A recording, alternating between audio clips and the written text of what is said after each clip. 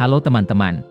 Cina, salah satu kreditur terbesar di dunia pada umumnya dan banyak negara di Afrika pada khususnya, baru-baru ini mengumumkan akan membatalkan 23 pinjaman tanpa bunga untuk 17 negara Afrika.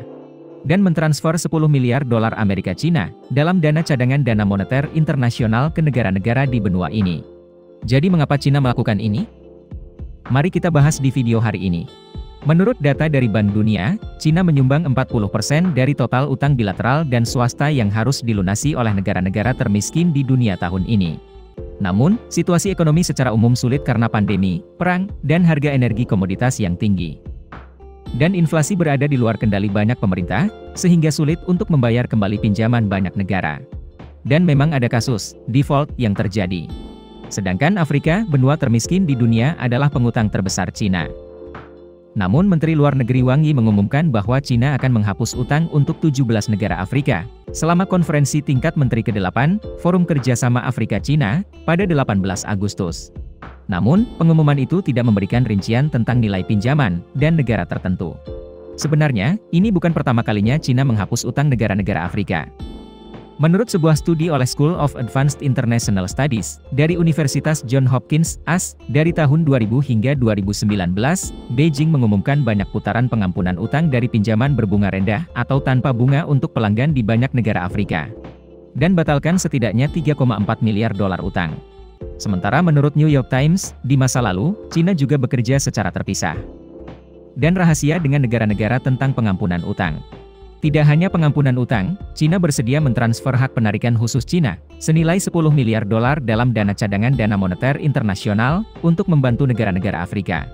Ini adalah dana yang disetujui oleh IMF untuk mendukung jumlah 650 miliar dolar, untuk membantu negara-negara anggota mengatasi dampak epidemi COVID-19.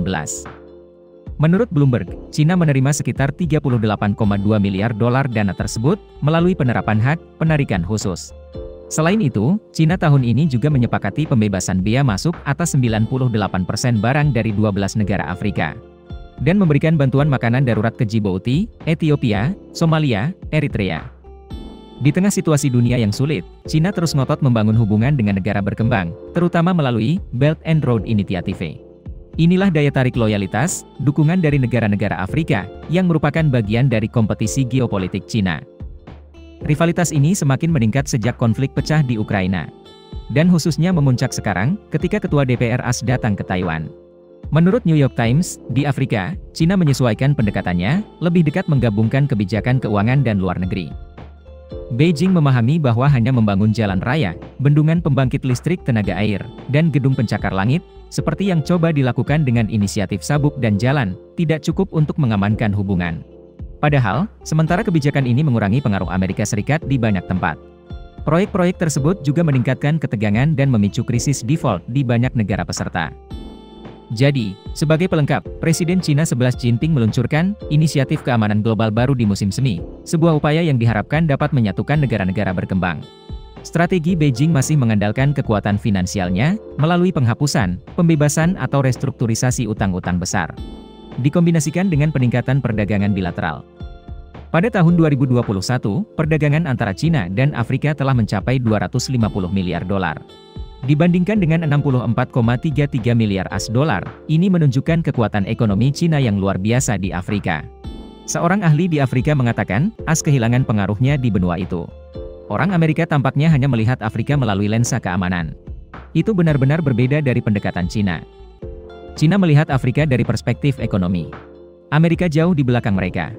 Beijing, bersama dengan pangkalan militer resminya di luar negeri, terletak di negara Afrika Djibouti. Terletak di pintu masuk terusan Suez, bekerja dengan lancar untuk mengamankan pengiriman minyak dan kargo antara Cina dan Eropa, Rusia. Selain itu, deposit mineral besar di benua hitam sangat menarik bagi Cina. Henry Sanderson, seorang ahli di Benchmark Mineral Intelligence, mengatakan, perusahaan Cina yang beroperasi di Afrika banyak berinvestasi dalam penambangan litium. Sebagian besar digunakan pada kendaraan listrik. Pada tahun 2030, Cina diperkirakan akan menguasai 70% mineral ini. Cina juga mengubah pesan diplomatiknya. Alih-alih menjaga jarak, menghindari campur tangan dalam masalah konflik di Afrika, Cina secara langsung berpartisipasi dalam menyelesaikan konflik di banyak negara Afrika. Termasuk banyak konflik internal dan perang saudara. Dan Cina juga mengkonsolidasikan kehadiran diplomatik dan militernya di benua itu, menjadi lebih aktif dalam operasi penjaga perdamaian. Cina juga mendorong ideologi keluar. Di Tanzania, sebuah sekolah memulai kursus pertengahan Juni untuk para pemimpin dari 6 negara Afrika bagian selatan. Keistimewaan sekolah ini adalah Beijing telah menginvestasikan 40 juta dolar. Dan itu menyerupai sistem sekolah Cina yang melatih generasi pemimpin. Cina telah menjadi mitra ekonomi utama di kawasan ini, kata Muriti Mutiga, manajer proyek tanduk Afrika di International Crisis Group. Dan sekarang mereka memberikan pengaruh di arena geopolitik. Anda berpikir tentang pengampunan utang Cina untuk negara-negara Afrika dan terus memompa uang dalam jumlah besar ke benua hitam? Beritahu kami di bagian komentar di bawah. Video berakhir di sini. Terima kasih semua untuk menonton dan menyukainya. Jika menurut Anda videonya bermanfaat, beri kami suka dan berlangganan saluran untuk mendukung kami. Sampai jumpa dan sampai jumpa lagi.